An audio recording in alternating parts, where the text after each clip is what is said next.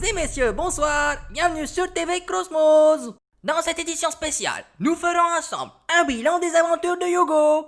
En quoi les épreuves et quêtes qu'il a menées au fil des épisodes et des saisons ont contribué à façonner un véritable héros. Mais surtout, que lui reste-t-il encore à traverser avant d'atteindre son accomplissement ultime? Que peut-on en attendre? La saison 4 étant annoncée comme l'ultime saison de la série, elle aura pour objectif, couplé à un dernier OAV, de marquer la fin de la confrérie du tofu, mais également celle de l'aile du wakfu. Elle signera donc la fin de la série animée.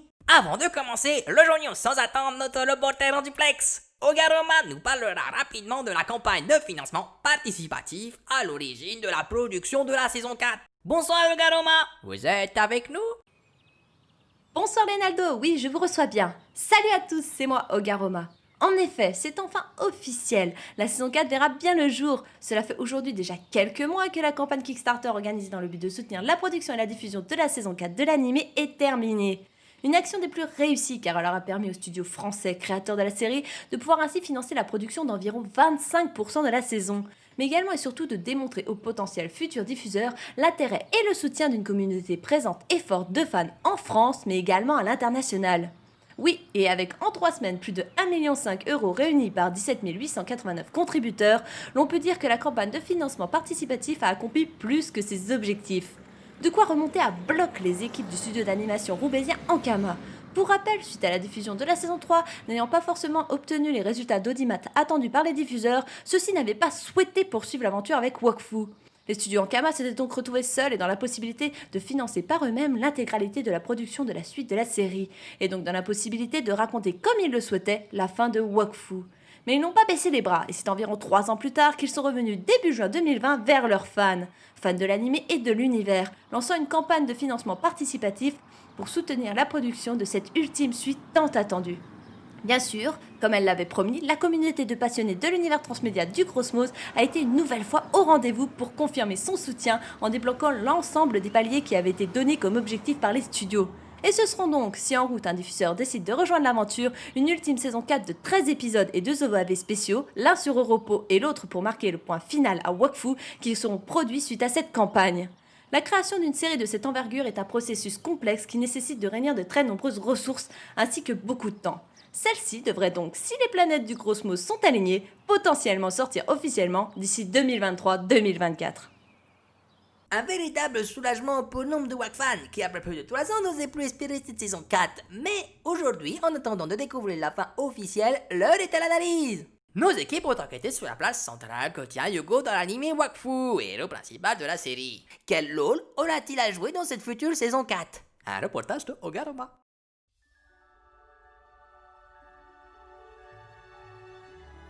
L'heure approche, le voyage initiatique de notre jeune héros Hugo arrivera prochainement à son terme, et la vérité sur l'aboutissement de cette histoire nous sera enfin dévoilée, signant ainsi la fin d'une ère. Un nouveau tournant pourra donc être par la suite entrepris.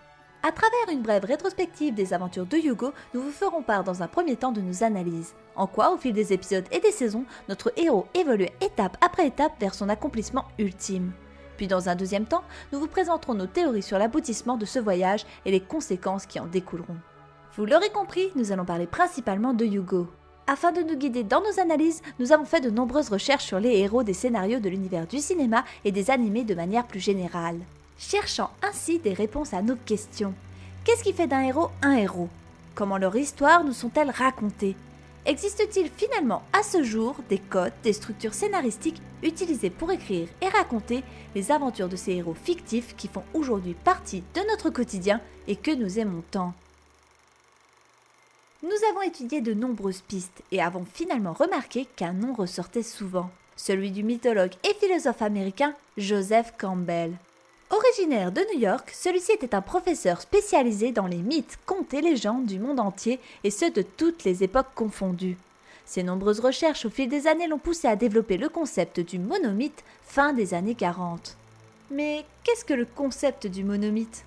Ce concept est basé sur le fait que les principaux contes, mythes et légendes présents à travers le monde et qui ont survécu à des milliers d'années partagent en réalité la même structure fondamentale. Une structure qui serait directement liée à la psychologie humaine. Un concept qui avait été à l'époque assez controversé. même reniée par certains, l'approche ayant été jugée trop peu scientifique pour qu'elle soit reconnue. Pourtant, l'ensemble des travaux de Campbell sur les scénarios et les héros ont néanmoins malgré ça influencé nombre de personnes, et ce notamment dans le domaine du cinéma à travers le monde. À l'image par exemple de George Lucas s'en inspirant pour la création de sa célèbre saga Star Wars. Parmi ceux-ci également, Christopher Vogler. Scénariste et analyste pour le studio Disney, celui-ci rencontre pour la première fois Campbell à l'Université de Californie du Sud et développe immédiatement une passion pour ses travaux. Il s'en inspira donc grandement pour développer un outil à l'attention des scénaristes du cinéma d'Hollywood. Ainsi, il commencera par rédiger un mémo de 7 pages qui deviendra finalement par la suite le célèbre Guide du scénariste. En effet, une œuvre aujourd'hui reconnue comme référence par les scénaristes à Hollywood, mais également dans le monde entier. Christopher Vogler est devenu au fil des années l'expert des héros, alliant dans son ouvrage analyse et psychologie de celui-ci et de l'univers qui l'entoure. Vogler donne à travers son œuvre à chaque scénariste les clés et la conscience leur permettant de créer une histoire où le public saura s'identifier au héros principal. Vogler décrit également dans ce guide les 12 grandes étapes de ce qu'il appelle le voyage du héros. 12 étapes scénaristiques clés pour arriver à l'accomplissement ultime de celui-ci. Le guide du scénariste est bien comme son nom l'indique de manière claire, un guide. Mais là où c'est vraiment intéressant, c'est que quand on s'amuse à analyser la structure scénaristique présentée et que l'on retrouve œuvre après œuvre dans un nombre incalculable de films et séries cette même structure, cette même essence, c'est assez déstabilisant. Surtout sachant que certains furent écrits bien avant la sortie de l'œuvre de Vogler ou simplement scénarisés par des scénaristes ignorant les travaux, que ce ne soit de Vogler ou de Campbell, et suivant finalement simplement leur instinct d'écriture. Heureusement, l'ouvrage de Vogler n'est pas une recette miracle. En effet, il n'existe pas qu'une seule manière de raconter le voyage d'un héros. Chaque histoire est emplie de ses propres nuances, ses variantes, ses détours. Elle est modelée par son auteur qui s'approprie finalement le schéma, la structure, pour raconter sa propre histoire. Un autre schéma narratif précis inspiré des travaux de Campbell et faisant directement liaison aux 12 étapes du voyage du héros de Vogler, le Neketsu. Reconnu comme créé par le japonais Osamu Tezuka, ce schéma narratif du héros est régulièrement utilisé et identifiable dans de nombreux shonen très populaires, tels que par exemple Dragon Ball Z, One Piece, Hunter x Hunter, Fairy Tail, l'Attaque des Titans, Naruto, mais également beaucoup d'autres. L'honnêteté, la justice, l'amitié, la bienveillance, la dévotion pour l'intérêt de tous sont les principales valeurs représentées par ces mangas. D'ailleurs, après décryptage, il est très intéressant d'observer les codes empruntés au Neketsu dans le scénario de la série animée Wakfu et dans le traitement de son héros principal Yugo. L'on observe alors immédiatement la grande influence des animés japonais populaires sur la scénarisation de celle-ci. A partir de là, nous avons donc cherché à comprendre l'animé Wakfu et surtout notre héros Yugo à travers les 12 étapes du voyage du héros, mais également à travers les caractéristiques empruntées au Neketsu. Son histoire correspondait-elle à ses structures, ses schémas narratifs ? Ce sera donc étape après étape que nous redécouvrirons ensemble le périple de Yugo au travers de chacune des 12 grandes étapes du voyage du héros, ceci en faisant écho aux caractéristiques empruntées au Neketsu, pour enfin théoriser sur la finalité de cette aventure. Nous vous souhaitons un agréable voyage. Le voyage du héros est représenté en 12 étapes, souvent articulées autour de 3 grands actes. L'acte 1 illustre la décision du héros de s'impliquer dans l'aventure. L'acte 2 représente l'aventure en elle-même. Quant à l'acte 3, il illustre quant à lui les conséquences de cette aventure. La première étape de ce grand voyage est nommée le monde ordinaire. Elle consiste à présenter notre héros dans son quotidien, un quotidien pour le moins ordinaire à réaliser des tâches pour le moins habituelles. Dans Wakfu, cette étape serait contextualisée dans les toutes premières images de la série. L'on nous présente le héros principal de l'anime, Yugo, celui-ci répondant à l'une des caractéristiques principales du Neketsu, celle d'être un jeune garçon orphelin. Il nous est montré aidant son père adoptif Alibert, maire d'Emelka, à tenir l'auberge familiale. Cette étape est brève, mais primordiale, car c'est celle-ci qui va permettre de faire le contraste avec le monde extraordinaire que Yugo est sur le point de découvrir. La deuxième étape est nommée l'appel de l'aventure. L'on peut découvrir cette étape dès le premier épisode de la série. En effet, Yugo doit faire face à l'annonce faite par son père adoptif suite à son affrontement contre Tristepin. Cette annonce fait référence au message que le sage Grugaloagram avait transmis à Alibert en tout début d'épisode. Cet enfant et ce tofu sont très importants. Je t'ai choisi pour t'occuper d'eux. Élève-les. Protège-les au péril de ta vie. Un jour, Les pouvoirs de ce petit s'éveilleront et un message apparaîtra pour lui dévoiler où se trouve sa vraie famille. Ce jour-là, il faudra qu'il parte pour la retrouver. De nouveaux pouvoirs et une nouvelle famille, Yugo comprend qu'il va devoir quitter sa vie paisible aux côtés d'Alibert et ainsi donc débuter son grand voyage. Dans le Neketsu, le héros a toujours un objectif, un rêve ultime pour lequel il est prêt à tout, quels que soient les obstacles. La recherche de son peuple, de sa famille ou de l'un de ses parents font partie des thèmes récurrents. De plus, généralement les pouvoirs du héros du Neketsu sont très puissants, mais le public ne les découvre qu'au fur et à mesure des périples rencontrés par le héros, ce qui est le cas avec Yugo. Au début de la série Wakfu, l'on découvre un Yugo curieux, courageux et plutôt fonceur, à la limite même imprudent. Dès les premiers épisodes, il met en effet devant Alibert et Ruel une raclée à triste pain qui à ce moment-là était prisonnier de l'emprise de son chouchou Rubilax.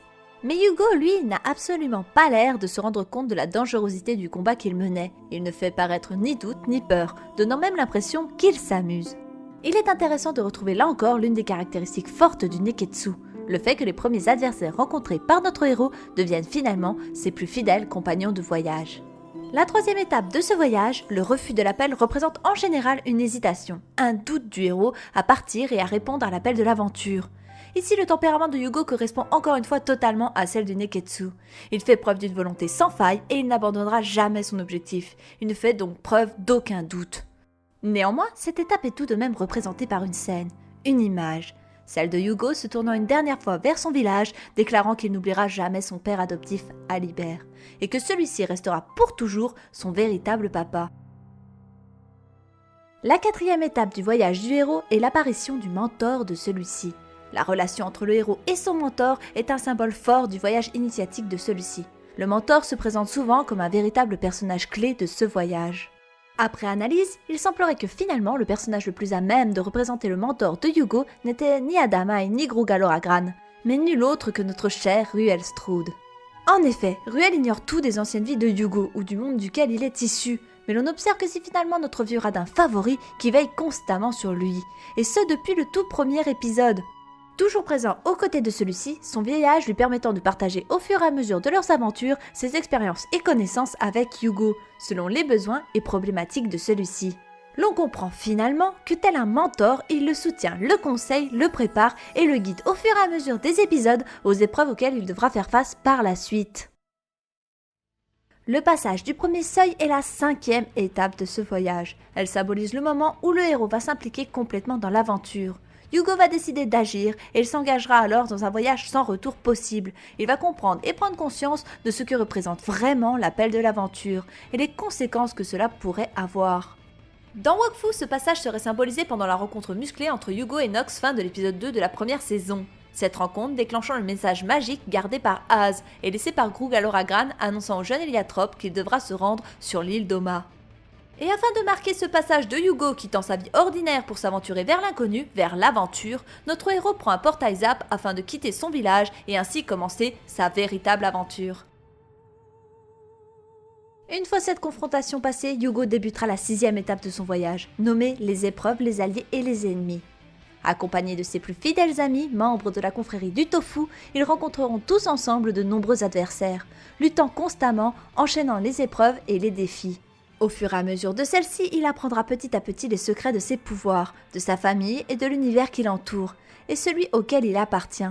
Ce sont ces nombreuses épreuves clés qui le forgeront et lui permettront de découvrir qui il est vraiment, nous permettant également de suivre son évolution au fur et à mesure des épisodes. Une fois de plus, le fait de lutter contre le mal épisode après épisode auprès de ses plus fidèles amis, mais également le fait que l'on découvre au fur et à mesure avec Yugo l'étendue de ses immenses pouvoirs sont deux caractéristiques fortes du Neketsu. L'accès au cœur de la caverne, septième étape du voyage aussi nommée l'approche, symbolise ce moment où le héros effleure son but ultime. Mais le danger est pourtant encore là, bien présent. Dans l'anime Wakfu, cette étape du voyage de Yugo pourrait être représentée dans la fin de la saison 2, quand Yugo arrive finalement à Emerald accompagné de Killby. Il a enfin retrouvé les siens, son peuple, sa famille, et pourtant il ne peut se réjouir qu'à moitié et doit rester pleinement concentré et vigilant car la menace que représente le dangereux Killby est encore bien présente. De plus, il ne s'estime pas encore prêt d'assumer son rôle de roi auprès d'eux. L'heure n'est pas encore arrivée pour lui de reprendre sa place. L'épreuve suprême est la 8e étape du voyage du héros. Elle est caractérisée comme un moment sombre pour le spectateur qui a peur pour le héros et pour l'issue que pourrait prendre la fin de son aventure. Cette épreuve changera notre héros à tout jamais. Dans Wakfu, l'épreuve suprême pourrait correspondre au dernier des OAV, l'épisode livre 3, Mon Dragon. Dans cet épisode, Ogrest en possession des Sidophos primordiaux est dans sa version la plus destructrice. En pleine crise, ses pleurs inondent le monde des 12 plus que jamais et il est sur le point de faire disparaître pour toujours le royaume Sadida. Le temps est compté, il faut mettre fin à ses agissements car c'est ici l'avenir du monde des 12 entier qui est en jeu. Ogrest sera donc l'adversaire de cette épreuve suprême pour Yugo. En effet, Yugo sait que pour battre un adversaire du calibre d'Ogrest, il devra utiliser toutes les ressources qu'il a en sa possession. L'Elia Cube étant en sécurité gardée par Balthazar dans la dimension d'Emerube, il fera donc le terrible choix, non sans conséquence, et malgré les nombreuses mises en garde, d'exploiter le pouvoir des Sidophos héliotropes en sa possession, réunis pour pallier à la puissance des Sidophos primordiaux. Une puissance qu'il espère de tout son cœur pouvoir maîtriser. Il choisit de les utiliser et ce même s'il doit risquer l'amour et la confiance de son frère dragon Adamai, en lui arrachant les Dofus que celui-ci refusait de lui remettre. Mais Yugo, se sentant guidé par son cœur et par ce sentiment profond de ne pas avoir le choix, sera finalement sûrement guidé par sa peur. Peur de perdre ses amis, peur de perdre ce monde adoptif qui est maintenant le sien. Cette peur qui le fera faire ce choix décisif, transmettant par la même occasion au public ses peurs et ses doutes. L'une des caractéristiques du Neketsu que l'on peut ici observer dans ce combat contre Ogrest, celle qui donne à notre héros Yugo cette volonté de gagner sans faille. Cette obsession à toujours se relever, à ne jamais abandonner, et ce même s'il est sur le point de mourir. La défaite ou l'abandon n'est pour lui en aucun cas une option. Une fois Ogrest vaincu, il ne représente plus une menace pour le moment. Yugo peut profiter de sa récompense, 9e étape du voyage. Yugo peut manifester son bonheur de retrouver une vie entre guillemets normale, accompagnée de tous ses amis. Cette étape de récompense est magnifiquement symbolisée par le mariage de Tristepin et Evangeline, un moment partagé de bonheur où l'on peut d'ailleurs retrouver un grand nombre des personnages tels que Kérubim et Hatcham, Miranda et Cabroc, Xav le boulanger, le chevalier Justice, Maud et Chris Lacrasse et bien d'autres que Yugo a pu rencontrer tout du long de ses quêtes et épreuves lors de ses aventures. Yugo peut être fier d'avoir construit ce qui ressemble plus à une belle et grande famille. Malheureusement, c'est bien connu, aucune action n'est sans conséquence. Le chemin du retour, 10e étape, frappe comme un véritable retour de bâton sur notre héros. Toute grande menace semblait enfin avoir été éliminée, mais Yugo n'est pas pour autant encore hors de danger. En effet, celui-ci va devoir faire face à l'intégralité des conséquences de sa confrontation face à Ogrest. Dans Wakfu, la saison 3 de l'anime s'assimile directement à cette étape. Yugo, qui n'a pas réussi à se réconcilier avec Adamai, va devoir faire face aux conséquences de ses choix. Conséquences dont il n'a pas encore conscience, mais dont il découvrira l'envergure lors de cette 3e saison. Lors de cette confrontation face à Ogrest, il n'était en effet pas encore prêt pour maîtriser l'immense puissance des Sidophos héliotropes, et son inexpérience le conduira malencontreusement à la création d'un peuple à son image, les héliotropes. Dans la saison 3, Yugo se retrouve donc confronté au tout dernier représentant de ce nouveau peuple, Oropo, un être doté des souvenirs, des amours et des peurs passées de Yugo. Celui-ci donnant un instant un bref aperçu à Yugo de la personne qu'il pourrait devenir s'il ne reste pas prudent et qu'il cède à ses tentations les plus sombres.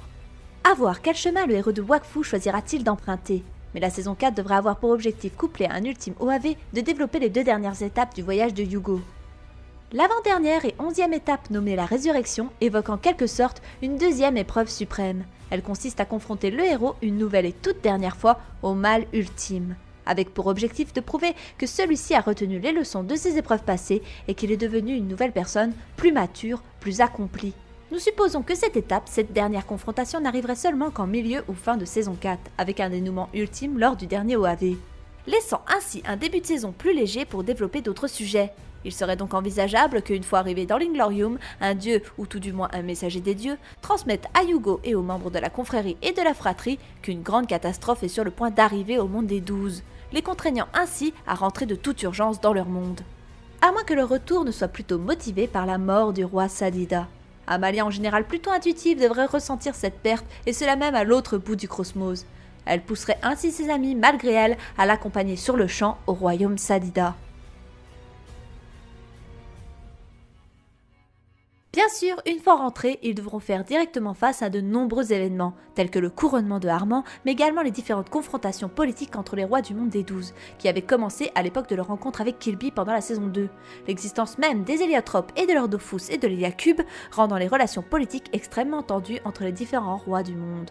La situation ne risquant pas de s'améliorer, surtout si Hugo choisit par culpabilité suite à son affrontement contre Oropo d'assumer finalement son rôle de roi auprès de son peuple plutôt qu'il ne l'avait prévu initialement. Celui-ci devra donc leur trouver une place, un objectif qui ne s'atteindra sûrement pas aisément ni sans grand débat. Suite à la fin de la saison 3, il est également fort probable pour notre héros et ses compagnons qu'il faille retrouver l'Héliacube ainsi que les Dofus héliotropes. Pour rappel, ceux-ci ont explosé ou tout du moins disparu ensemble à la fin de la saison 3, détruisant avec eux la dimension d'Oropo.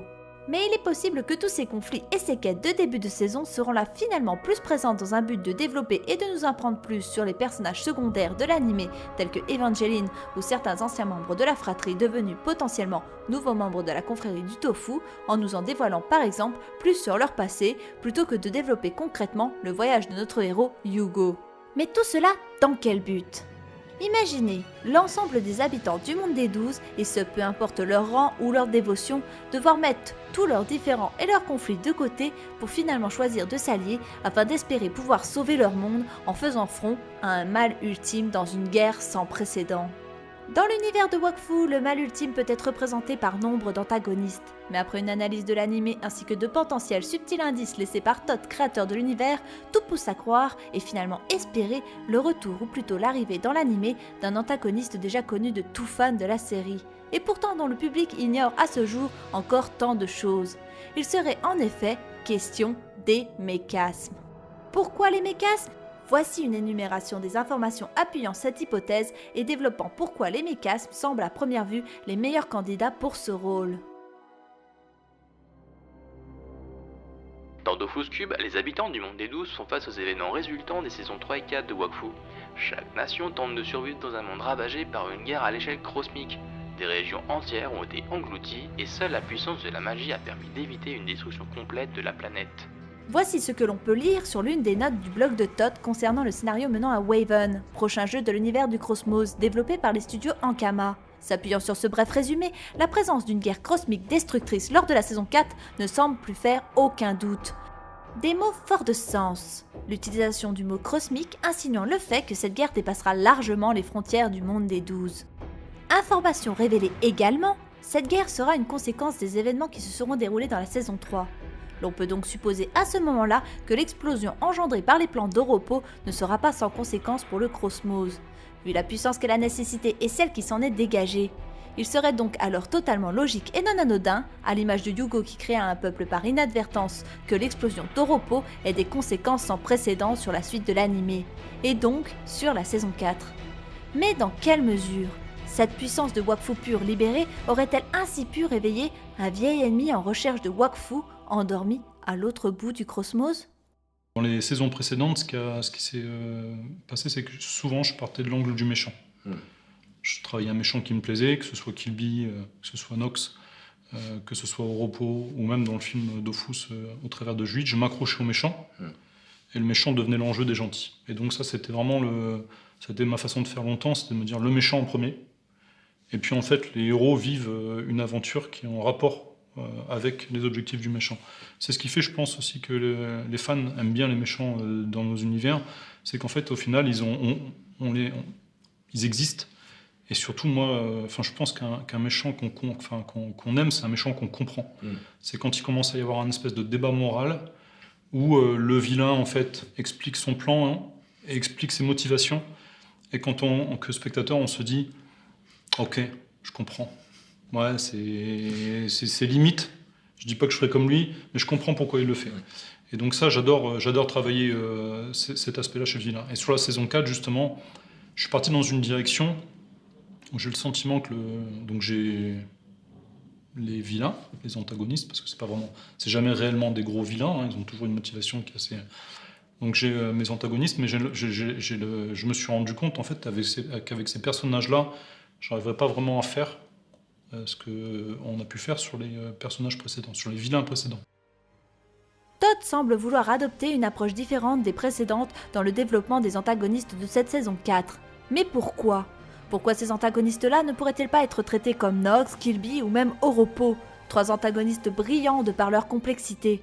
Qu'est-ce qui rendrait ces antagonistes si différents ? Après avoir longuement réfléchi à la question, il semblait évident que si finalement les mécasmes étaient les antagonistes de cette saison 4, ils seraient forcément traités différemment. En effet, contrairement aux autres, ils ont déjà été présentés au public par le biais de Killby comme des destructeurs de mondes, ceci étant à l'origine du massacre du peuple héliatrope.